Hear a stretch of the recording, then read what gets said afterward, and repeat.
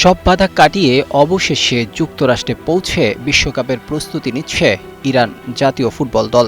2026 FIFA বিশ্বকাপের মাঠে নামার আগে বড় ধরনের ভিসা সংকটের মুখোমুখি হতে হয়েছিল দলটির, কিন্তু কোনো বাধাই তাদের আটকাতে পারেনি। এবার বিশ্বকে কাঁপিয়ে দিতে প্রস্তুতি নিচ্ছে ইরান। শনিবার মেক্সিকোর সীমান্তবর্তী শহর তিজুয়ানায় নিজেদের শেষ অনুশীলন সেরে যুক্তরাষ্ট্রের উদ্দেশ্যে রওনা হয় ইরান দল। আগামী সোমবার লস অ্যাঞ্জেলেসে নিউজিল্যান্ডের বিপক্ষে ম্যাচ দিয়ে বিশ্বকাপ অভিযান শুরু করবে তারা। বিনিয়োগ হোক বিশ্বস্ত, আমার পছন্দ সল্ট বে। বিশ্বকাপ শুরুর আগে ইরান ফুটবল ফেডারেশনের 15 জন কর্মকর্তাকে যুক্তরাষ্ট্রের ভিসা না দেওয়ায় তৈরি হয় অনিশ্চয়তা। নিরাপত্তাজনিত কারণ দেখিয়ে তাদের আবেদন প্রত্যাখ্যান করে মার্কিন কর্তৃপক্ষ। এর ফলে শেষ মুহূর্তে ইরানকে তাদের অনুশীলন ক্যাম্প যুক্তরাষ্ট্রের অ্যারিজোনা থেকে সরিয়ে মেক্সিকোর তিজুয়ানায় স্থানান্তর করতে হয়।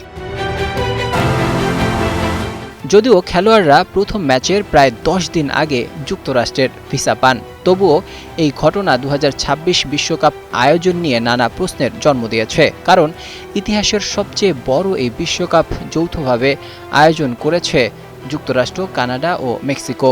এদিকে মাঠের বাইরের আরেকটি বিষয়ও আলোচনায় এসেছে।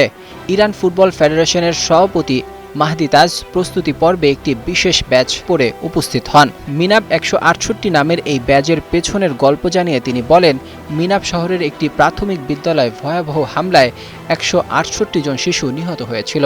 নিহতদের স্মরণেই এই প্রতীক ধারণ করা হয়েছে। তাজের ভাষ্য অনুযায়ী হামলায় নিহত শিশুদের মধ্যে মাকান নামের এক শিশুর কেবল একটি জুতা উদ্ধার করা সম্ভব হয়েছিল। সেই স্মৃতি ও নিহতদের প্রতি শ্রদ্ধা জানিয়ে মিনাব 168-র নাম নিয়েই বিশ্বকাপে অংশ নিচ্ছে ইরান। সব মিলিয়ে ভিসা জটিলতা, রাজনৈতিক উত্তেজনা এবং আবেগঘন স্মৃতিকে সঙ্গে নিয়ে বিশ্বকাপের মঞ্চে নিজেদের যাত্রা শুরু করতে যাচ্ছে ইরান। Desk report, 21 television.